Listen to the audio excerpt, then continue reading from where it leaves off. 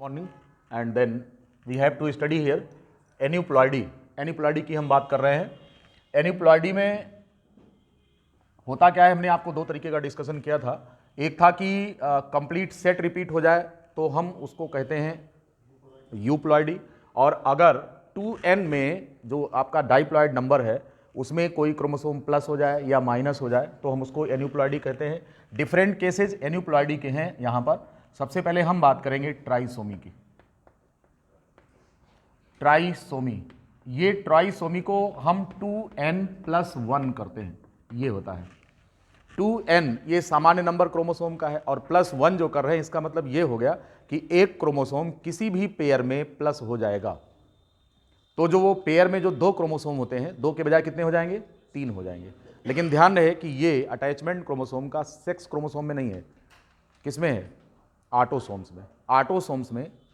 Autosome में कोई एक क्रोमोसोम किसी पेयर में प्लस हो जाए तो हम इसे ट्राइसोमी कहते हैं। It is expressed as 2n+1। और ये जो ट्राइसोमी है इसमें आप लिख लीजिए कि one chromosome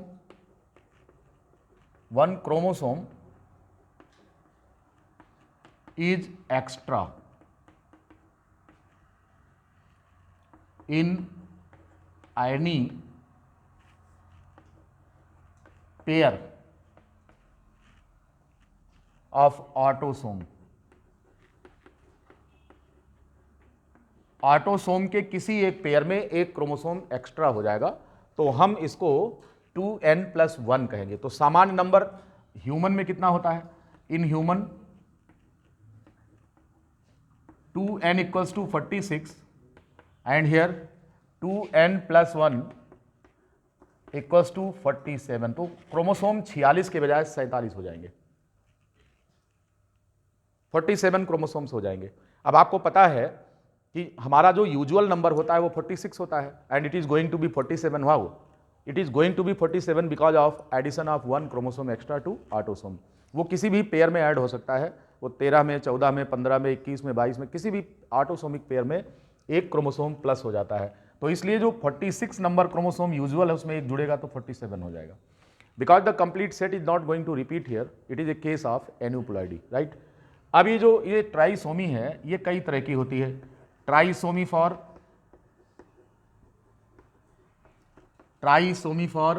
21, it is the most popular trisomy. यहां पर क्या होता है कि 1 क्रोमोसोम एडेड टू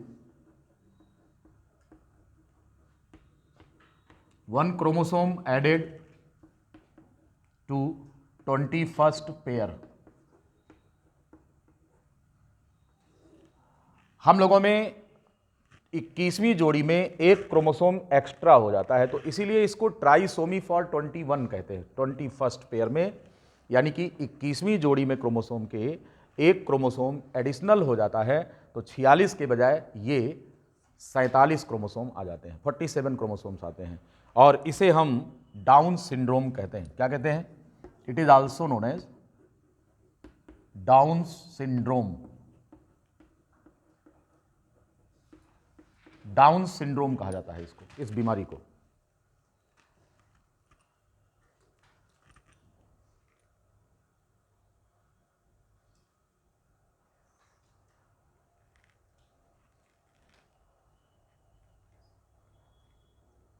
ठीक है।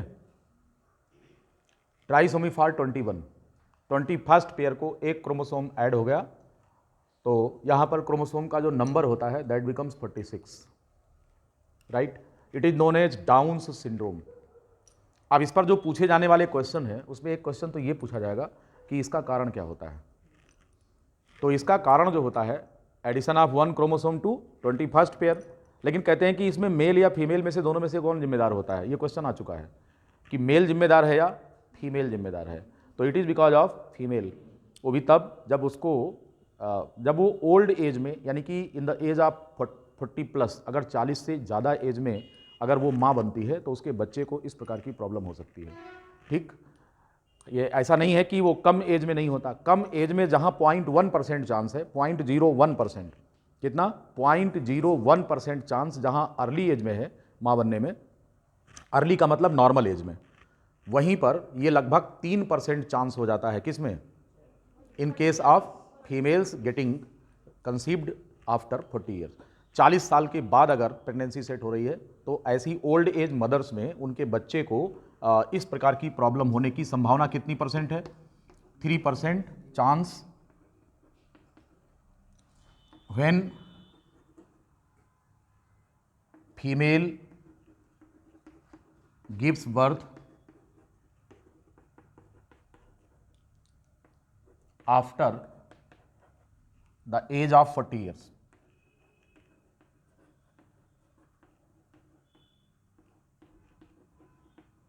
चालीस के बाद जो महिलाएं मां बनती हैं तो उनमें डाउन सिंड्रोम होने का खतरा बढ़ जाता है। सामान्य उम्र में अगर 0.01% है, जबकि ये जो चांस है 0.01% चांस है इन नॉर्मल कंडीशंस। अगर सामान्य उम्र जो है उसमें अगर प्रेगनेंसी सेट होती है तो ऐसी महिलाओं में 0.01% चांस है किसका, डाउन सिंड्रोम होने का। लेकिन यह खतरा 3% के आसपास हो जाता है अगर इस तरीके का केस होता है ओल्ड एज में आफ्टर 40, तो बच्चा डाउन सिंड्रोमिक होगा। अब इसकी कंडीशन क्या होती है, इस पे सिम्टम्स क्या होते हैं सामान्य तौर पर, तो मेंटल रिटार्डेशन होता है, मानसिक तौर पर बच्चा जो है इडियट टाइप का होता है, और हाँ प्रोट्रूटेड टंग होगा। आपकी एनसीईआरटी में इसके सिम्टम्स तमाम लिखे गए। हालांकि जब हम इनके सिम्टम्स पर जाते हैं तो चाहे वो एडवर्ड सिंड्रोम हो, चाहे वो डाउन सिंड्रोम हो, चाहे पटाऊ सिंड्रोम हो, इन सभी में मेंटल इलनेस सभी में होती है। तो लगभग सिम्टम्स लगभग मिलते हैं सबके एक दूसरे से, ठीक है। तो यहाँ कन्फ्यूजन हो सकता है, तो बहुत बारीकी से आपको देखना है कि इसमें डिफरेंस जो आएगा that is because of the difference in chromosome number, right. तो 21st पेयर में एक क्रोमोसोम ऐड हो गया। मेंटल रिटार्डेशन, प्रोट्रूटेड टंग होता है, वो अक्सर जीभ हल्की सी बाहर निकली हुई, इडियटिक लुकिंग होती है, और सेलिवेशन होता है, हमेशा लार टपकती रहेगी। छोटे बच्चों में जैसे होता है ना, 1-2 साल के बच्चे होते हैं, 1 साल का बच्चा सेलिवेट करता है, होंठ अजीब सा लटका हुआ, मतलब जो चाइल्डिश लुक होता है। तो बच्चा अगर 15 साल का भी हो गया तो उसमें 2-3 साल के बच्चे का जो है अपीयरेंस दिखेगा आपको चेहरे पर, वो एकदम चाइल्डिश लुक, एकदम अजीब सा चेहरा बनाए हुए। आपने वो देखा होगा जो एक ऋतिक रोशन की फिल्म थी जिसमें वो थोड़ा पागल टाइप का एक्शन किया है कोई मिल गया, हाँ, तो उसमें देखिए इडियाटिक लुक है उसका। तो इस प्रकार के जो बच्चे होते हैं उनमें क्या होता है कि उनमें मानसिक विकास नहीं होता। शारीरिक विकास तो हो जाता है लेकिन मानसिक विकास नहीं होता, और शारीरिक विकास भी मतलब अपनी उम्र से ज़्यादा लगने लगता है, लेकिन चेहरे पर चाइल्डिश लुक होता है, सेलिवेशन हमेशा लार टपकती रहेगी उसको। ऐसे बच्चे सामान्य तौर पर वो एडोलिसेंस की स्टेज तक आते आते सर्वाइव नहीं करते, उनकी डेथ हो जाती है। तो मुश्किल से 14 से 15 साल 16 साल तक अधिकतम सर्वाइव करेंगे, फिर डेथ हो जाएगी। इस प्रकार का डाउन सिंड्रोमिक बालक जो है, देखा है आपने कभी?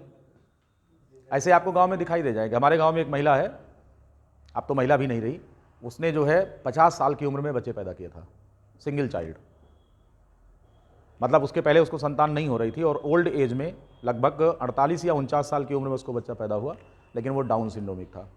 तो वो केस हम लोगों ने लाइव देखा है अपने यहाँ कि वो बच्चा अब हमारी आंखों के सामने पैदा हुआ, फिर उसके बाद धीरे धीरे बड़ा हुआ, लेकिन वो वही था कि वो मतलब उसको सेंस नहीं था कि कहाँ टॉयलेट जाना चाहिए, कैसे क्या करना है, कुछ नहीं, कोई कॉमन सेंस नहीं था उसको। कभी कभी नंगे कपड़े पहनकर ऐसे बिना कपड़े पहने हुए टहलने लगता था। 12-14 साल 15 साल का हो गया, बड़ा थोड़ा हो गया, तब भी ऐसे नंगे टहलता था, कहीं जहाँ पाए वहीं सड़क पर बैठ करके टॉयलेट कर लेता था।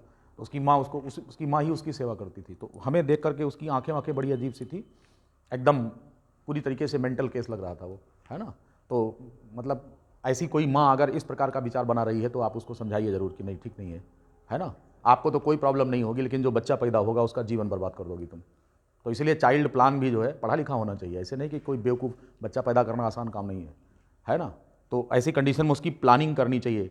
चाइल्ड की काउंसलिंग होती है, वो उसकी मदर की और फादर की, अगर वो अच्छी संतान पैदा करना चाहते हैं तो आजकल तो तमाम काउंसलर होते हैं ना सर, कि किस एज में बच्चा पैदा करना है, किस प्रकार की संतान पैदा होगी, क्या क्या करेंगे तो क्या क्या होगा, ये सारी चीज़ें हैं। मतलब किस प्रकार के मेडिकेशंस लेना है, स्वास्थ्य के प्रति आयरन, फोलिक एसिड, इन सब की कोई कमी ना होने पाए, तो बच्चा सही से प्लान करना चाहिए। ऐसे नहीं कि हवा हवाई बस ठीक है पैदा कर दो संतान, बस हमारी कोई जिम्मेदारी नहीं है, जैसे कि गांव में अक्सर होता है, मजदूरों में होता है, इस तरह नहीं करना चाहिए। तो उसमें अब उनको बताइए 48-49 साल की उम्र में फिर भी उनको लालसा थी कि हमको एक संतान हो जाए, और डाउन सिंड्रोमिक हो गया बेचारा। उसको देखा मैंने अपनी आंखों से, तो बड़ा मतलब दया आती थी उसे देख करके। ठीक, माँ की बेवकूफ़ी की वजह से एक जीव जो है परेशान था, ये है। तो ये डाउन सिंड्रोम आप समझ गए होंगे 21st पेयर का। अब आइए और trisomy for 18, trisomy for next that is 18, trisomy for 18। अब यहां पर क्या होगा, तो क्रोमोसोम एडेड टू 21st के बजाय क्या हो जाएगा, 18th पेयर हो जाएगा। यहां पर 18th पेयर हो जाएगा। हम इसे एडवर्ड सिंड्रोम कहते हैं। This is known as Edward syndrome, इसे कहा जाता है।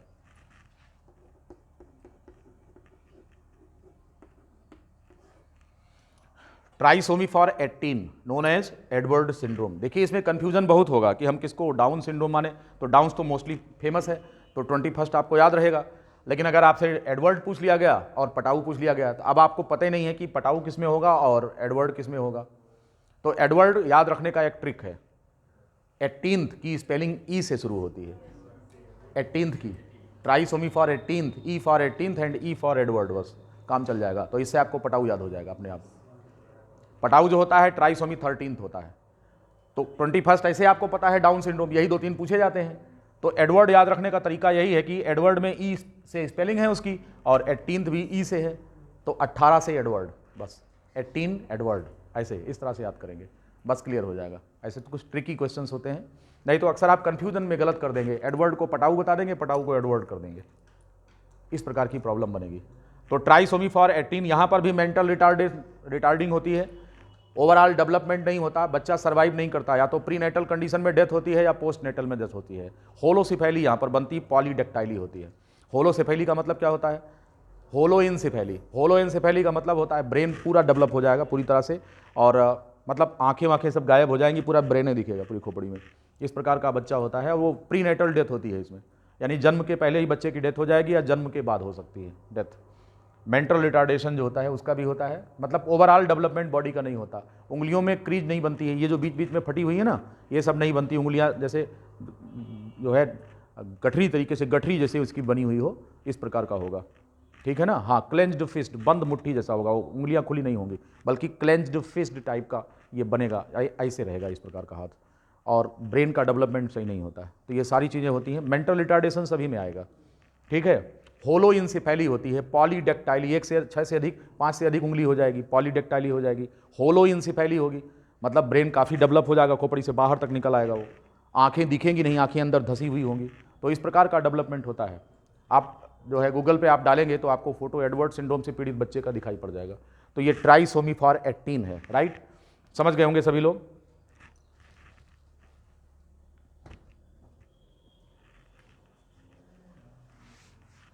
अब आइए और ट्राइसोमी फॉर 13th चलें, इसको पटाऊ सिंड्रोम कहते हैं।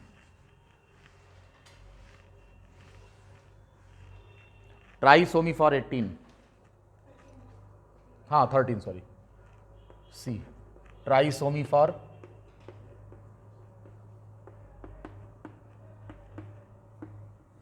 13th pair. यहां पर भी 2n+1, लेकिन ये 2n+1 किस में, 13th पेयर में। मनुष्य में 13वीं जोड़ी का जो क्रोमोसोम है उसमें एक क्रोमोसोम एक्स्ट्रा हो जाएगा, additional, 1 chromosome is additional to 13th pair. 13वीं जोड़ी में एक पेयर क्रोमोसोम का एडिशनल हो जाएगा, हो गया trisomy for 13th, Edward syndrome.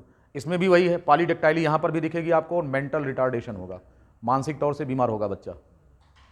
Edward syndrome सभी में मेंटल प्रॉब्लम होती है, इल डेवलपमेंट, लिख लिया, पटाऊ, हाँ sorry, Patau syndrome, PATAU, Patau syndrome,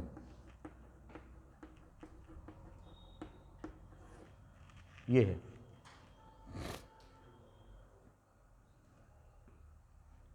तो इस तरीके से ये रही ट्राइसोमी। एक केस यहां पर और बन रहा है, उसको कैट क्राई सिंड्रोम कहते हैं। क्या कहते हैं, cat cry syndrome, D, that is cat cry syndrome, बता रहे हैं अभी।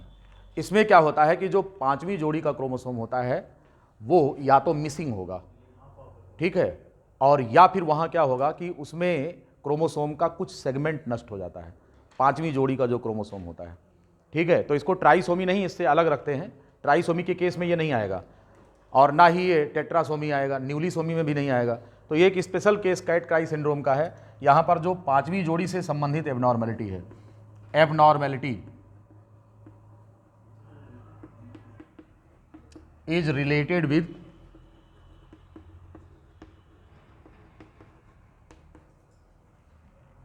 The 5th pair of chromosome.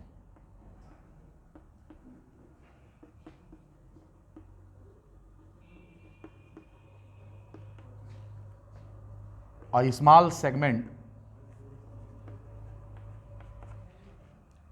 segment of chromosome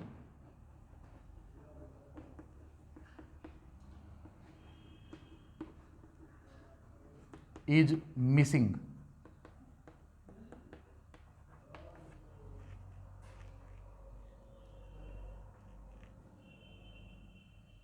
इसको क्राइडू चैट भी कहते हैं, क्राइडू चैट, CHAT, या कैट क्राई सिंड्रोम कहते हैं। बच्चा इसमें क्या करता है, वो बिल्ली की तरह उसकी आवाज़ होती है, जब चिल्लाता है तो बिल्ली जैसी आवाज़ निकलती है, जब चिल्लाएगा साउंड में उसकी प्रॉब्लम आती है, इसीलिए इसको कैट क्राई सिंड्रोम कहा गया है, ठीक है।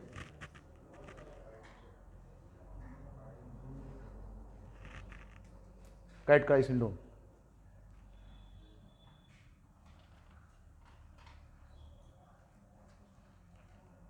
लिख लिया।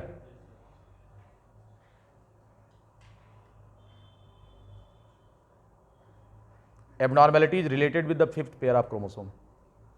तो ये रहा ट्राइसोमी। ट्राइसोमी के केस में कैट क्राई को नहीं रखा जाएगा, वो एक स्पेशल केस है जिसमें 5th पेयर में एक छोटा सा सेगमेंट मिसिंग होता है, ठीक है। अब हम बात करेंगे नेक्स्ट, दैट इज टेट्रासोमी। किसकी बात करेंगे? टेट्रासोमी। एक आप एज्यूम कर सकते हैं इसको, लेकिन इस पर क्वेश्चन नहीं पूछा जाएगा, लेकिन टेट्रासोमी कहेंगे किसे ये जान लीजिए।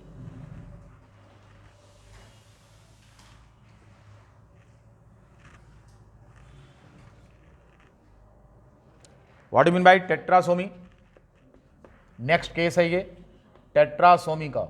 तो टेट्रासोमी में क्या होता है कि किसी एक पेयर में 2n+2, हम इसे लिखेंगे इसको 2n+2, यानी कि डाइप्लॉइड नंबर में 2 क्रोमोसोम अटैच हो जाता है एक ही पेयर में। तो कितना हो जाएगा? ये 4 हो जाएगा।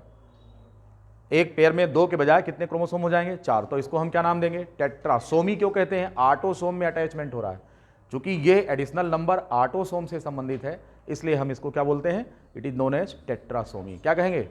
द टेट्रासोमी, क्योंकि ये ऑटोसोम से संबंधित है। 2n+2, यानी कहने का मतलब कि 2 chromosomes additional to a pair, 2 chromosomes added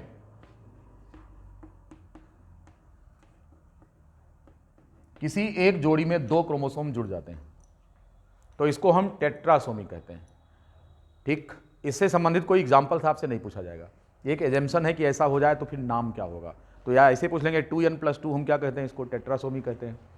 इसी तरीके से नेक्स्ट है न्यूलीसोमी। इसमें क्या होता है? 2n-2 हो जाता है, यानी कहने का मतलब कि complete 1 pair is missing. The complete 1 pair of chromosome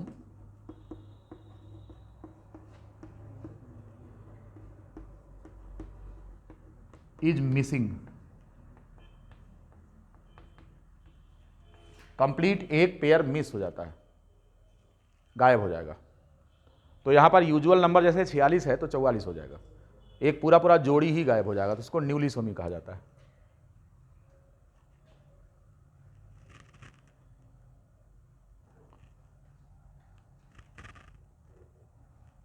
लिख लिया? Double trisomy.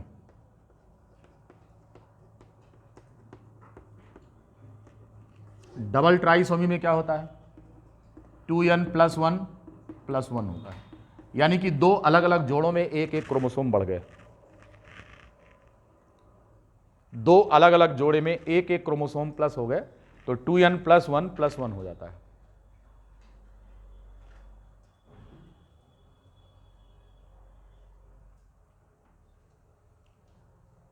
इस प्रकार से एन्यूप्लॉयडी के जो केसेज होने चाहिए मैंने आपको दिखा दिया ये सब कि किस किस तरीके से। तो आपको याद रखना है basically Down syndrome, Edward syndrome, Patau syndrome and cat cry syndrome, ये सभी याद रखने हैं आपको।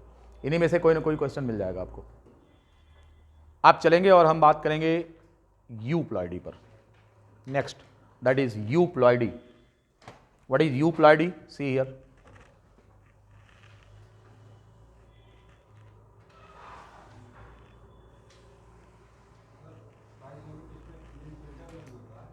नहीं, हम उसको अलग से देखेंगे। वो सेक्स क्रोमोसोम से संबंधित है, ऑटोसोम से नहीं, इसलिए उसको हम ट्राइसोमी नहीं कहते, ठीक है।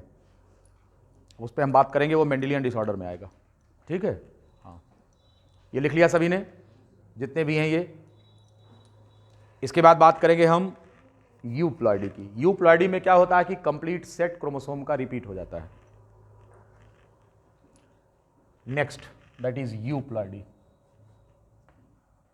यूप्लॉयडी अर्थात ये ट्रू प्लॉयडी है, वास्तविक, इसमें कंप्लीट सेट क्रोमोसोम का रिपीट हो जाता है।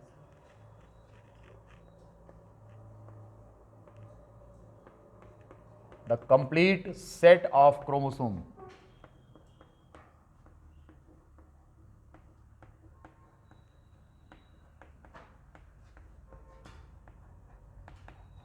repeats.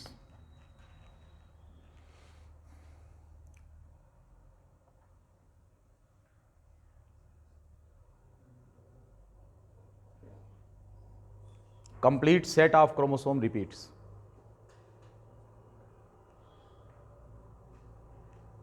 मतलब क्या हुआ?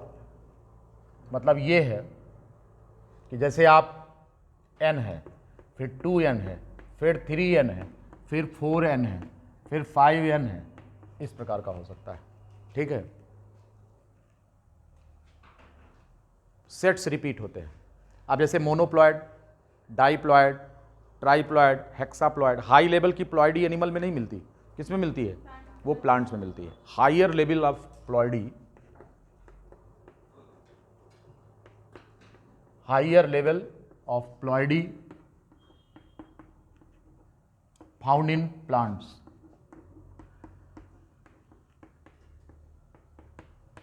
अब जहां पर ये यूप्लॉयडी है, ये दो तरह की होती है। एक होती है ऑटोप्लॉयडी और दूसरी एलोप्लॉयडी और तीसरी ऑटो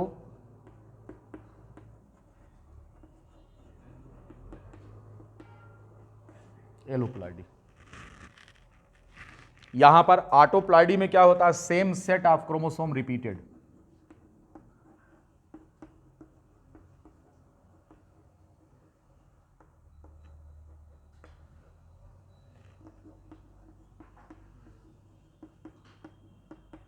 जैसे इसमें ए इस प्रकार देखेंगे तो यहां पर क्या हुआ? ये 2n हेक्साप्लॉयड है, लेकिन सेम जीनोम जो है रिपीट हो रहा है, सेम सेट क्रोमोसोम का रिपीट हो रहा है, तो उसको हम ऑटोप्लॉयडी कहते हैं। Same set 2n plus 2n plus 2n तो 6n हो जाएगा। तो सेम टाइप का क्रोमोसोम रिपीट हो रहा है, सेम सेट क्रोमोसोम का रिपीट हो रहा है। यहां पर क्या होता है एलोप्लॉयडी में?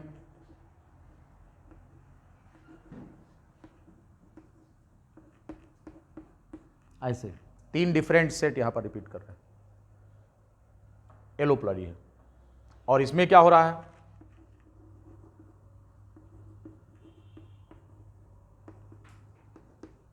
ऐसे। अब यहां पर देखेंगे ऑटोप्लॉयडी भी आपको दिख रही है और येलो भी दिख रही है, तो ऑटो एलो पॉलीप्लॉयडी।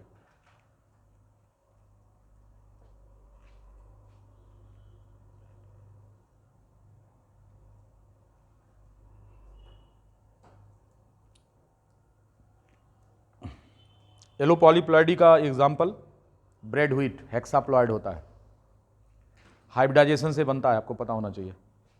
प्लांट ब्रीडिंग में हम पढ़ेंगे उसके बारे में डिटेल। तो this was all about the numerical change in chromosome जो हमने डिस्कस किया है। सामान्य तौर पर पॉलीप्लॉयडी का आउटकम क्या होता है, जरा इसे जान लीजिए। ये जो पॉलीप्लॉइडी, पॉली का मतलब जब 2n से अपर केस का आपको मिलता है तो ये सब पॉलीप्लॉइड के केस में आते हैं। पॉलीप्लॉइडी जो होती है इसको इंड्यूस कराई जाती है, कभी हालांकि होती अपने आप भी है, लेकिन मोस्टली ये टारगेटेड और इंड्यूस्ड होती है। प्लांट ब्रीडर्स जो होते हैं, जब कोई भी साइंटिस्ट फसल की पैदावार को इम्प्रूव कराने के लिए इस प्रकार के एक्सपेरिमेंट्स करता है तो ये टारगेटेड होता है, जहाँ पर हम इंड्यूस कराते हैं पॉलीप्लॉइडी को। तो पॉलीप्लॉइडी सेल्फ भी होती है और इंड्यूस्ड भी होती है। और सेल्फ और इंड्यूस्ड का आप समझ लीजिए क्या चीज़ है। Higher level of ploidy known as polyploidy and it is either self or induced.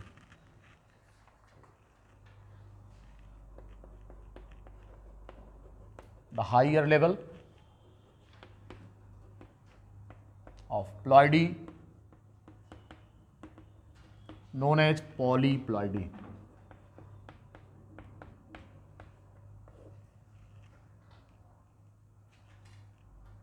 Higher level of ploidy known as polyploidy.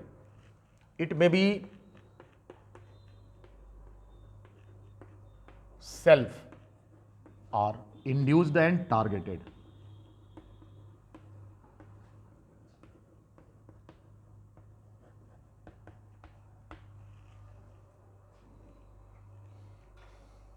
एक ड्रग होती है जिसका नाम होता है कोल्चिसिन। क्या होता है? Colchicine.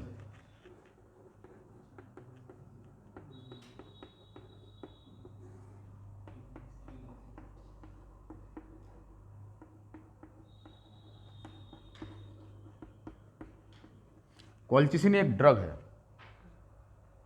That is isolated from colchicum autumnale.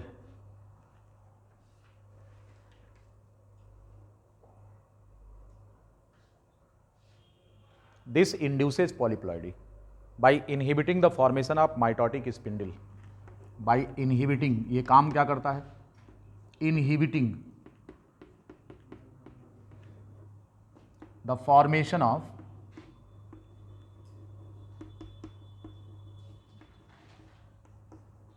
the mitotic spindle.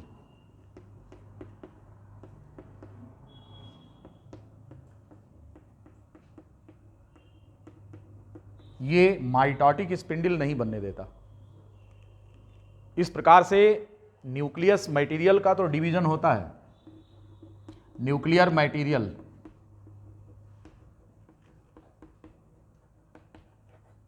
Doubles, but cytokinesis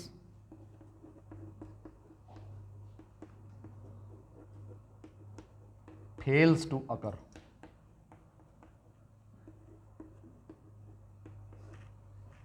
nuclear material का डिवीजन तो हो जाता, क्रोमोसोम सेट में जस्ट डबल हो जाता है, परंतु साइटोकाइनेसिस नहीं होती। ऐसी कंडीशन में इस प्रकार के डिवीजन को एंडोमाइटोसिस कहते हैं। क्या कहेंगे? Such kind of division, such kind of division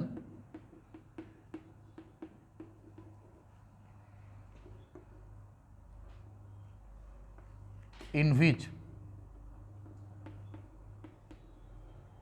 the nucleus divides but cytokinesis fails to occur.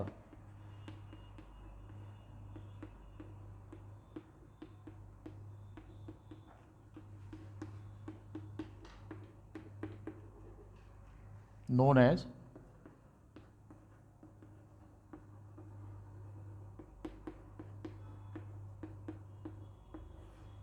It is known as endomitosis. मतलब ये हो गया कि जो न्यूक्लियर मटेरियल है इसका डिवीजन हो गया, क्रोमोसोमल डबलिंग हो गई, परंतु साइटोप्लाज्म डिवाइड नहीं करता because of no spindle formation, because the mitotic spindles have been checked, रोक दिए जाते हैं, बनते नहीं हैं due to the drug colchicine. तो माइटोटिक स्पिंडल नहीं बनेंगे और इस प्रकार से न्यूक्लियर मटेरियल डबल हो जाएगा, क्रोमोसोम का सेट डबल हो जाएगा, but the cytoplasm fails to divide and such division which is observe only from inside not from outside तो इंटरनल डिवीजन होता है कि न्यूक्लियस तो डिवाइड हो गया लेकिन सेल 2 नहीं हुई बल्कि एक ही है, और उसका न्यूक्लियस मटेरियल क्या हो गया, तो पता लगा कि 46 क्रोमोसोम से 92 हो गया, अगली बार 184 हो गया, इस प्रकार से। तो डाइप्लॉइड से टेट्राप्लॉइड हो गया, इस तरह से हो सकता है, राइट। तो इस प्रकार के डिवीजन को हम एंडोमाइटोसिस कहते हैं। तो इस प्रकार से क्रोमोसोमल डबलिंग हो सकती है। आजकल प्लांट ब्रीडर्स केवल कोल्चिसिन ट्रीटमेंट से ही नहीं बल्कि आर्टिफिशियल हाइब्रिडाइजेशन करा करके भी करते हैं, मतलब कि फ्यूजन करा देते हैं सेल्स का। तो सेल टू सेल फ्यूजन होता है, और सेल टू सेल फ्यूजन करके एक उसमें जो है न्यूक्लियस के अंदर क्रोमोसोम की डबलिंग हो सकती है। तो इस तरह के जैसे आपका ब्रेड व्हीट बना है, तो इसको आर्टिफिशियल ब्रीडिंग करा करके ही कराया गया। आजकल के दौर में तमाम प्रकार के पॉलीप्लॉइड्स जो है ये जनरेट किए जा रहे हैं। कैसे? लेबोरेटरी मेथड से। हाँ, वो कई प्रकार के हैं, उसमें तो एक ही प्रकार के जीनोम का फ्यूजन करा दिया, और नहीं तो फिर जैसे पोमेटो बन रहा है, रैफनो ब्रेसिका बन रहा है, सी कैली बन रहा है कि नहीं। तो इस तरह से तमाम, इसको हम प्लांट ब्रीडिंग में अच्छे से पढ़ाएंगे आपको, जहाँ पर आउट ब्रीडिंग, इन ब्रीडिंग, इन सब पर, इनकी प्रैक्टिसेज पर हम चर्चा करेंगे। तो वहाँ पर पॉलीप्लॉइडी कैसे इंड्यूस करते हैं इन पर हम चर्चा वहाँ पर डिटेल करेंगे, क्योंकि ये चैप्टर अलग है, नहीं तो मामला इसका बड़ा हो जाएगा, इसलिए थोड़ी सी बात कर रहे हैं। प्लांट ब्रीडिंग में हम डिटेल बात करेंगे। हाँ, इतना जरूर जान लीजिए कि जो पॉलीप्लॉइडी जब प्लांट्स में हम इंड्यूस करते हैं तो सामान्य तौर पर इनके जो फ्रूट्स की साइज होती है वो बड़ी हो जाती है, ठीक है। कुछ खास प्रकार के और भी टारगेटेड बेनिफिट्स इनमें प्राप्त होते हैं, जैसे कि ड्रॉट के प्रति रेजिस्टेंस पैदा होता है, कि कम पानी अगर मिले तब भी फसल अच्छी हो जाएगी। आजकल आपको पता है कि मौसम की नीयत कुछ ठीक नहीं लगती है कि नहीं, और बौरी है। हाँ, डिसीज रेजिस्टेंस के लिए बनाते हैं, कोल्ड रेजिस्टेंस के लिए बनाते हैं, तमाम प्रकार के जो स्ट्रेस होते हैं, water stress, salt stress, preservation point of view से बनाते हैं। जैसे पहले के जो, जैसे जैप टमाटो बन रहा है, पहले के समय में क्या होता था कि टमाटर ऐसे तमाम आते थे कि जो एक ही सीजन में रहते थे वो खत्म हो जाते थे, तो हम लोग गर्मी के समय में टमाटर प्राप्त नहीं कर पाते थे। उसका कारण होता था क्योंकि वो टमाटर 2 दिन घर में रहे, सड़ जाता था, बेकार हो जाता था। तो ऐसी कंडीशन में इनकी स्किन थोड़ा मोटी कर दी गई, जो इसकी कवर है टमाटर की उसकी थोड़ी मोटी कर दी गई, तो स्पॉइलेज जल्दी नहीं होता था। फिर इनको स्टोरेज करने लगे पेटी में बंद करके टमाटर, तो हर सीजन में उपलब्ध है टमाटर। अब हमारे ख्याल से कोई ऐसा सीजन नहीं जब आपको टमाटर न मिलता हो। हम लोगों के बचपन में क्या होता था कि टमाटर कब मिलना शुरू करता था? नवंबर, अक्टूबर के बाद नवंबर में टमाटर आना शुरू करता था, और ये केवल मार्च तक मिलता था। बस होली गई, टमाटर गया। उसके बाद फिर जून में, मई में, इन सब महीनों में टमाटर नहीं मिलता था। तो और आज तो आप लोग लकी हैं कि आपको हर सीजन में टमाटर हो। बिना टमाटर के कौन सी सब्जी भाई? ना सलाद में भी टमाटर यूज़ हो रहा है, सब्जी में भी यूज़ हो रहा है। वैसे भी टमाटर देखने में भी खूबसूरत लगता है कि नहीं।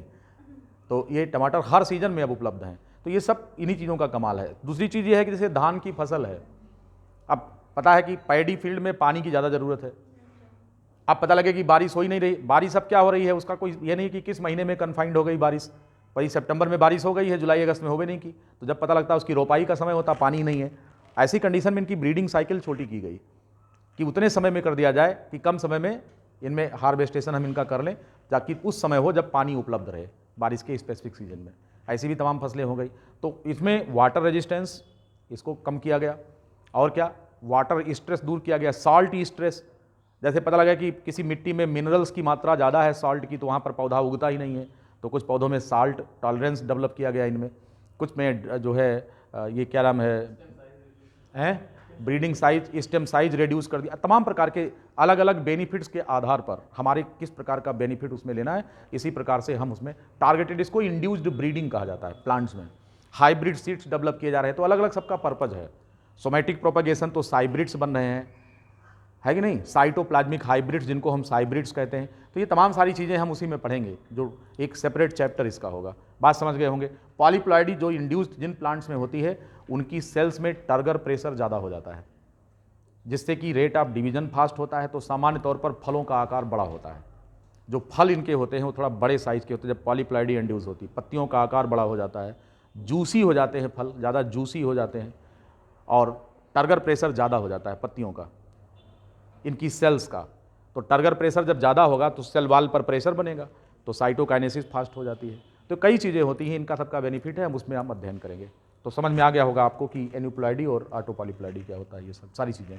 अब बात करेंगे क्रोमोसोमल में स्ट्रक्चरल चेंज की बात करेंगे, structural change in chromosome. Next Write down about the structural change in chromosome.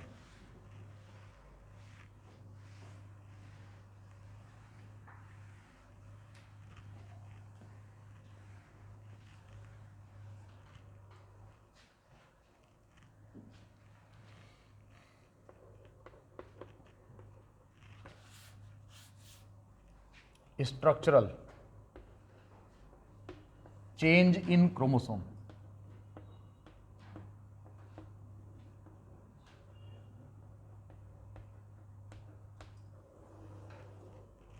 यहां पर क्या होता है, जीन में चेंज नहीं कर रहे हैं, ध्यान रखना। Structural change in gene is different, it is known as gene mutation या पॉइंट म्यूटेशन उसको कहते हैं। जब किसी जीन से संबंधित कोई प्रॉब्लम आवे, हम यहां क्रोमोसोम में व्यवस्था देख रहे हैं, अभी क्रोमोसोम पर बैठे हुए जीन में म्यूटेशन नहीं पढ़ रहे हैं, हम पढ़ रहे हैं क्रोमोसोम में। तो एक तो न्यूमेरिकल चेंज बता दिया कि क्रोमोसोम का नंबर चेंज हो तो क्या होगा, अब दूसरा यह है कि क्रोमोसोम का स्ट्रक्चर चेंज हो तो क्या होगा। तो जो स्ट्रक्चरल चेंज क्रोमोसोम में आते हैं, इनमें सबसे पहले होता है डेलीशन।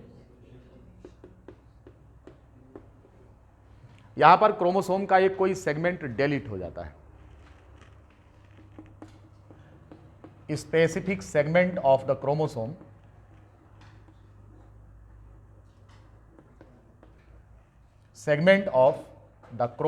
deleted।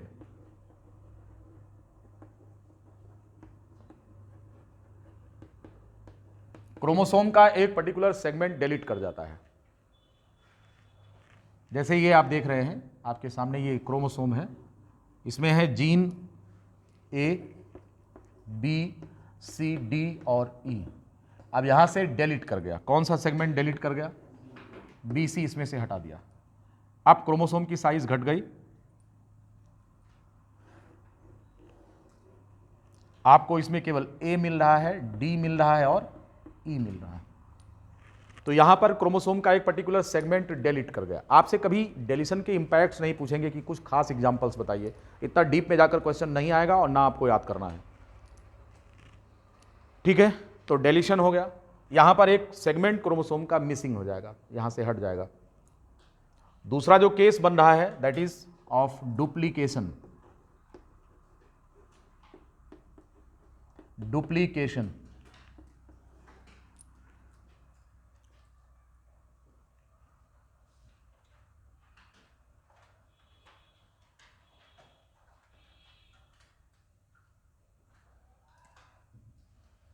डुप्लीकेशन इसमें क्या होता है, अ पर्टिकुलर सेगमेंट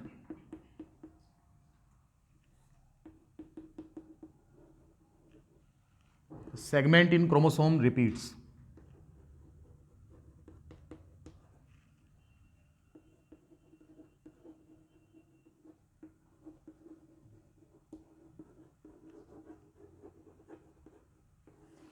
क्रोमोसोम का कोई एक सेट रिपीट हो जाता है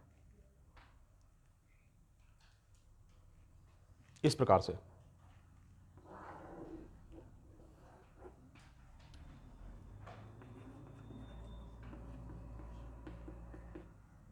अब जब इसमें डुप्लीकेशन हुआ,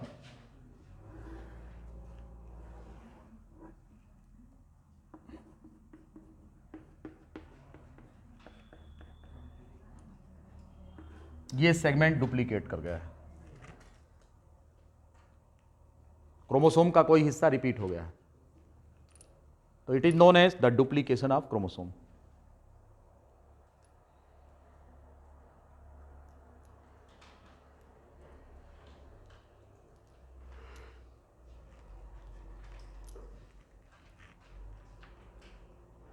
डेलीशन, डुप्लीकेशन, तीसरा है inversion. Next, inversion.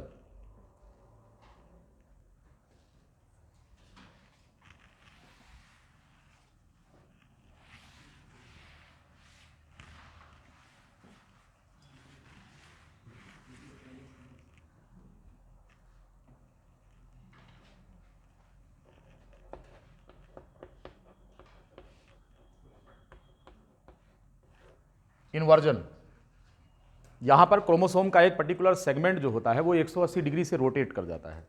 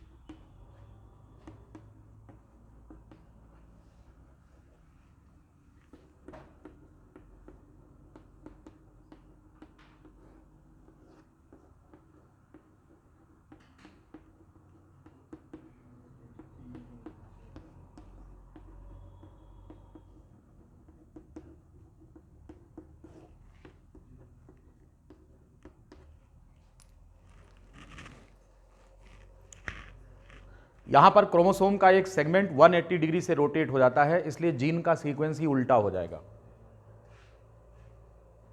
It is known as inversion.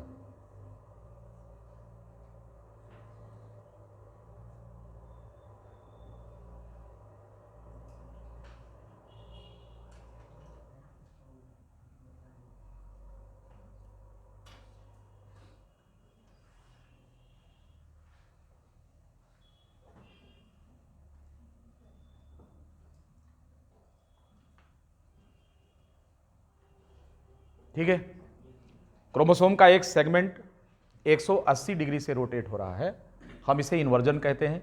ये दो तरह का होता है, एक पेरीसेंट्रिक होता है और एक होता है पैरासेंट्रिक। इस केस में क्या होता है कि when the inverted segment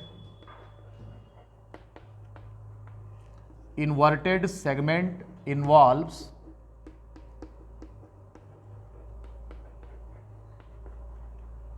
the centromere also.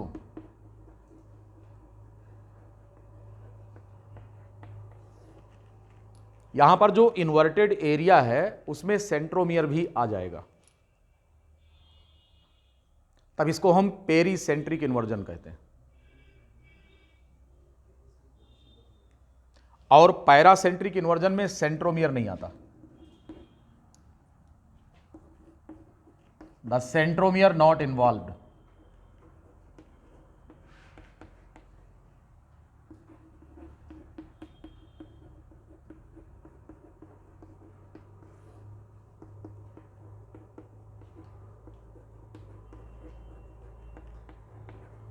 यहां पर सेंट्रोमियर इन्वर्जन में इन्वॉल्व नहीं होता, तो इसको हम पैरासेंट्रिक कहते हैं। तो दो तरीके का इन्वर्जन हो गया, एक pericentric inversion and paracentric inversion.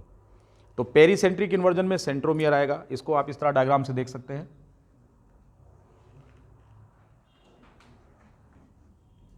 A B C D और ई। अब आप मान लीजिए कि सेंट्रोमियर यहां पर है, suppose that this point is centromere. अब इन्वर्जन हो गया,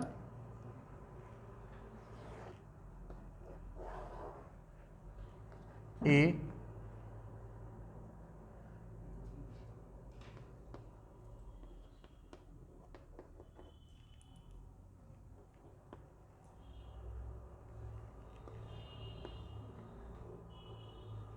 ऐसा इन्वर्जन,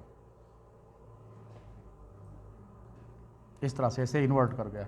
तो ये जो एरिया आप देख रहे हैं, ये इसका सीक्वेंस चेंज हो गया, उल्टा हो गया ये, और ये सेंट्रोमियर है। तो सेंट्रोमियर इन्वर्टेड एरिया के अंदर आ रहा है, तो ऐसे इन्वर्जन को हम पेरीसेंट्रिक इन्वर्जन कहते हैं। When the inverted area involves the centromere, when the inverted area involves the centromere.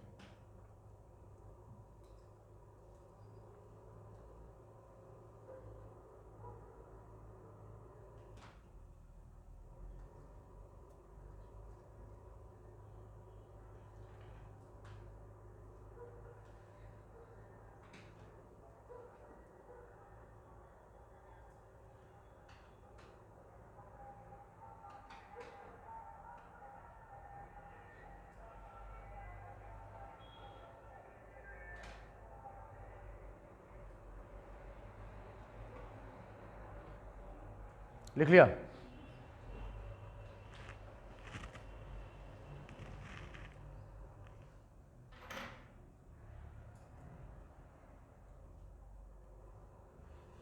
और पैरासेंट्रिक इन्वर्जन में क्या होगा? पैरासेंट्रिक इन्वर्जन में जैसे ये केस है,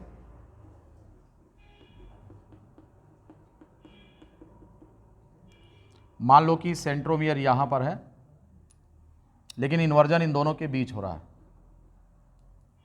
फिर जो केस बनेगा, A C B D and E. Now the centromere is present between C and, नहीं, सेंट्रोमियर बाहर ही रहेगा। ये चेंज हो गया, ये चेंज हो गया, तो बी इधर आ गया, सी इधर हो गया, 180 डिग्री से रोटेशन हो गया। तो ऐसे इन्वर्जन को हम पैरासेंट्रिक इन्वर्जन कहते हैं। और पेरीसेंट्रिक इन्वर्जन वो होता है जिसमें कि सेंट्रोमियर भी इन्वॉल्व होता है।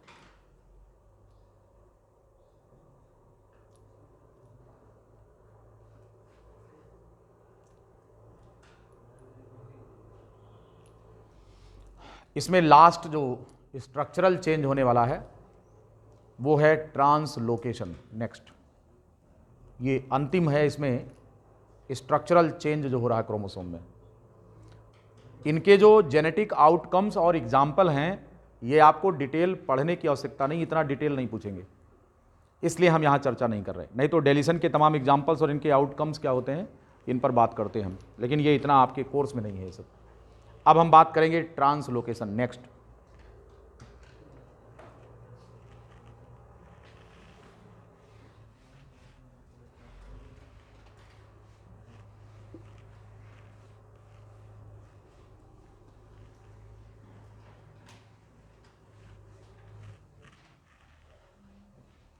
नेक्स्ट है ट्रांसलोकेशन।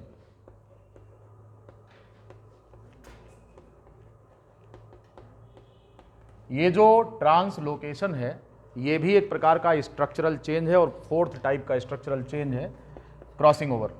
यहां पर क्रॉसिंग ओवर हो रहा है लेकिन होमोलॉगस क्रोमोसोम के बीच में नहीं हो रहा है। तो when the exchange of the chromosomal segments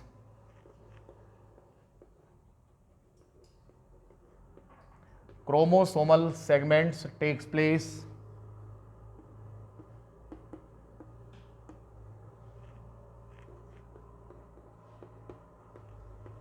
between two non-homologous chromosomes.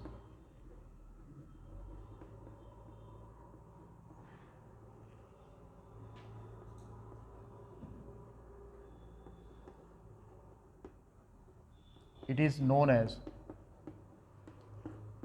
translocation.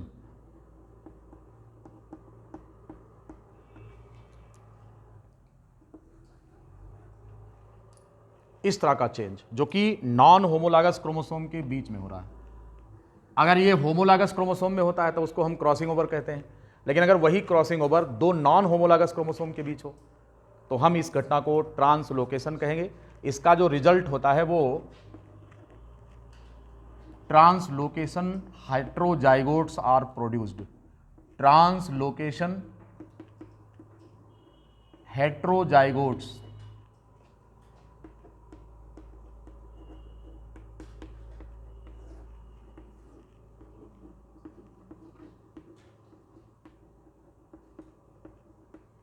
इसका रिजल्ट होता है। Translocation heterozygotes are produced as a result of translocation.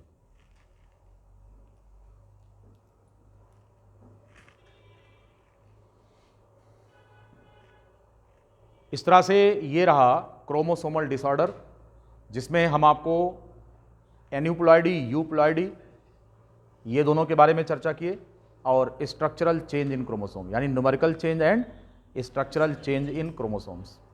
अब जो हम डिस्कशन करने चल रहे हैं अपने अगले लेक्चर में वो होगा मेंडेलियन डिसऑर्डर्स। क्या होगा? Mendelian disorders. इनके बारे में चर्चा करेंगे दूसरे सेगमेंट में अपने नेक्स्ट लेक्चर में, मेंडेलियन डिसऑर्डर्स। आज का ये लेक्चर यहीं तक। इसमें कोई सवाल पूछना हो तो आप पूछ सकते हैं। If would like to ask any question you can ask.